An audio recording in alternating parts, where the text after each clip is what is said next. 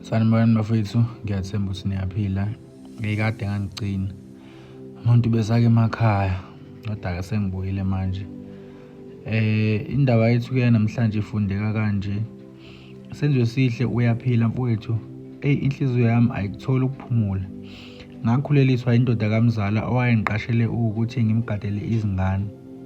Manje le ngane yami-ke engayithola endodeni yakhe isiyagula, iphathwa amehlo, idinga amasiko akubo. Ngokweminyaka-ke mfowethu ngina-32, ngikhulele emakhaya sihlala nogogo kanye nezingane zikamalume ezimbili zamantombazane. Imina obekade emncane, ngizalwa intombazane kagogo eyokugcina. Sihlala nogogo sonke-ke ngoba abazali asisenabo. Ubaba usaphila kodwa ufana nongekho. Ayisikhuleke kulobu bunzima. Kuthi umzala omdala esefunda ugrade 11 acelwe isoka lakhe elalisebenza kahle-ke ahambe ayogana ayoqhubeka nesikole esesemendweni.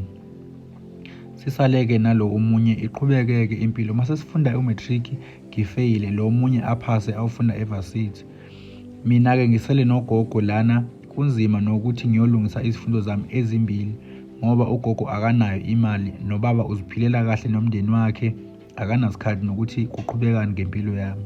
Ngikhulume-ke nomzala lo owaya kogana ukuthi cela angizame umsebenzi ngoba wayehlala eThekwini nomndeni wakhe. Ngimcele ukuthi angizwele, ngifuna noma one umsebenzi for ukuthi ngikwazi ukuthola imali ngiyolungisa izifundo zami. Angitshela ukuthi mangilinde kancane vele usezoteta, uzongiqasha ngizomgadela ingane ngoba wayesebenza. Lapho isoka lami aliyifuni lento yokuthi ngiyosebenza kamzala. Ngilitshele ukuthi ngidinga imali mina ngoba nalo alingisizi ngalutho. Sambe-ke isikhathi atete umzala.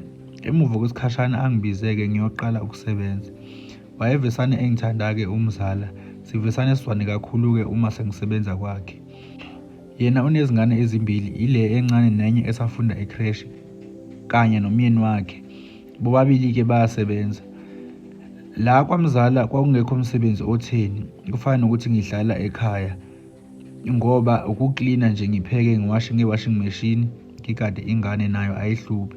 Indoda kamzala yayisebenza ama-shift-ke, umzala esebenza emini kuphela. Inkinga eqale indoda kamzala uma isingena ebusuku. Njalo uma ifika ekuseni ivele ilale ngingakoklini nasendlini. Kuphinde-ke kuphoqe ukuthi mangiyivuse ngiyenzele ukudla, iyogeza, ngibe ngiklina iroom labo. Bathi ngelinye ilanga iphuma ku-night shift, yayiphuma eshaweni kogeza, waphuma engalifakile ithawula, engagqoke lutho nje. Lapho ngangiklina ekamereni labo.